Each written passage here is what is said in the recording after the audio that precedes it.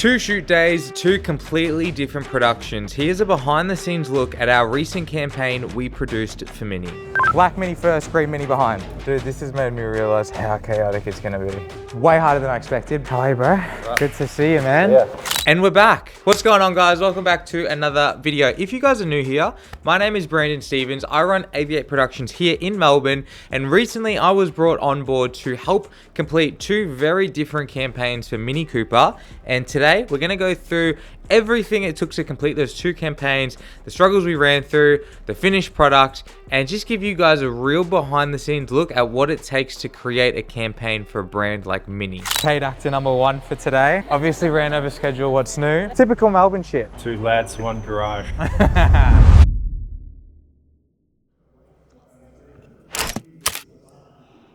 Like in my mind, it's like the garage door comes up, and that's just no model, the car's changing. And then it cuts to the cars changing the models in different positions, doing different things. Cool. Shoot one was a studio production. We hired a space, brought in a gaffer, worked with a set designer, we had two models, and basically the goal was to create a match cut style video that could be broken up into multiple paid ads. I was only required for the filming side of this shoot, and to be fair, I think I had the easiest role of the day. This concept did require quite a bit of a setup because every transition has to line up perfectly, but after I had got my camera settings dialed and filled my frame, my biggest job for the day was to make sure nobody touched my tripod. Yeah, I need to make sure everything's locked as well because this thing ain't going anywhere. Someone's gonna trip over it, bro. Fuck. Yeah, Vinny, I might need you to put some fucking barriers around this. One of the biggest advantages of shoots like this is having a solid crew that are just guns at their roles. Trying to pull this off as a solo creator would have been quite the task, so I'm glad we had specialists that just could really take some of the load off, and it meant I could get back to doing my job, which was to guard my tripod and of course direct the talent. I want to get Hannah to smell some flowers. Is that safe? Absolutely. Okay. I kind of got she can like flowers. She can like take something off. Yeah, that's serious. Hell yeah. Maybe just filling this up with some flowers. This looks really good from that angle. So grabbing one of these, giving it a nice big smell. So I reckon that will be one take. Jacket on and then water like the top two plants. Now, one thing I do need to get is just a shot without you. Obviously ran over schedule, what's new? But we're on the home stretch now, last car. Got the yellow one lined up. We've got Charlie trying to hump everybody. So yeah, home stretch, we're gonna smash this one out of the park and then on to tomorrow, which is gonna be even bigger and better. Just like Vinny. That's all they say. The second shoot was where things got interesting. In the city today, this is part 2 of the Mini campaign. So this one's what we've done a ton of work for. Escape the noise, we're calling it. Basically gonna start off really busy city vibe. Weather's not ideal, but it's just the way it goes. You gotta deal with what you get. Shooting A7S3 handheld rig.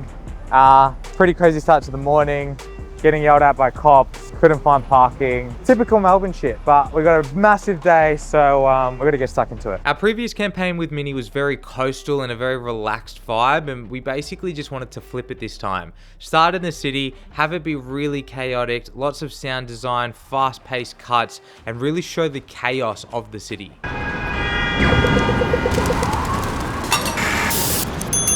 This one we put quite a lot of work into planning. I mapped out the story, the locations, the shot list, and basically just the overall flow so we all were prepped before shoot day. Filming in the city is always unpredictable. You've got traffic, you've got pedestrians, you've got light constantly changing. You've basically just got to be able to move fast and adapt. On top of all that, we were trying to direct 5 different mini cars through the city on walkie-talkies while actually directing the talent that we had with us and of course getting the shots that we needed. It was quite the task.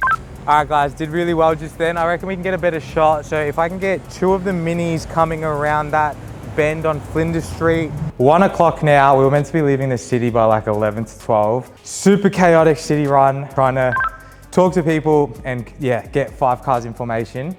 Way harder than I expected, but got the city shots that we needed. Heading to Dundas and Fawcett Cafe now, and then we're gonna get some rollers. Now this part of the shoot did run over time, which is to be expected when you're filming in the city.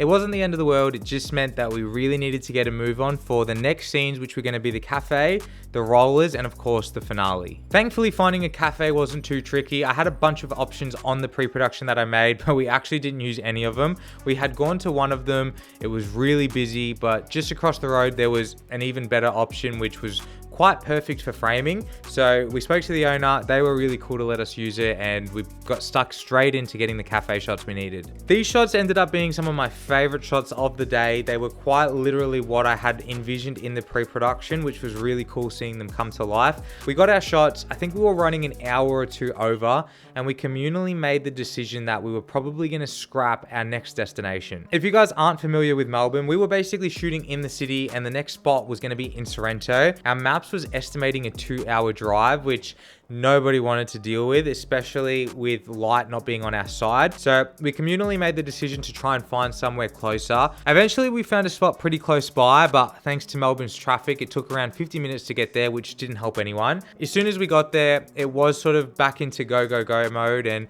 I harnessed up, got into back of one of the minis, and we just started filming rollers. I'm doing like a crazy drift.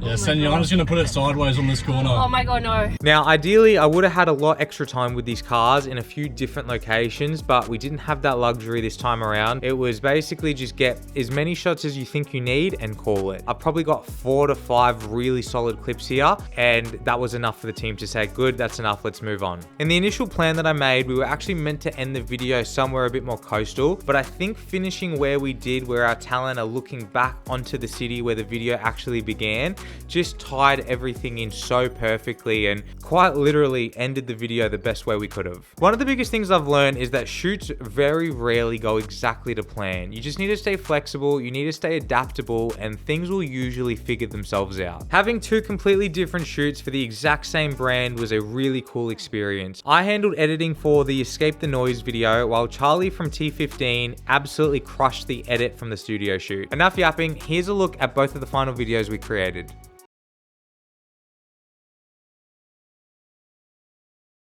But that's going to be it from me, guys. I hope you enjoyed this behind the scenes look at what it took to create 2 really successful campaigns for a brand like Mini.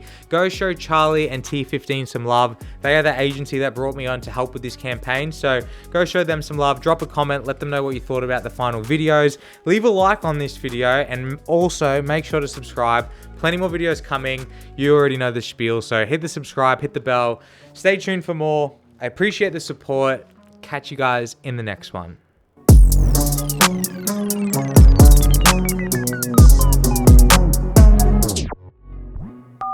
Oh, this is sick. And rolling. Oh, okay, so, fuck. Is there anything? Nah, everything's looking good. Feeling like a fucking gangster.